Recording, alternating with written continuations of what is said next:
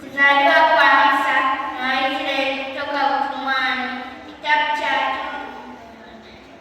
Mambo ya Walawi kinazungumzia taratibu za ibada na sadaka. Kitabu cha 4 Hesabu kinazungumzia idadi ya wana wa Israeli waliotoka Misri. Kitabu cha 5 Kumbukumbu la Torati kinazungumzia Musa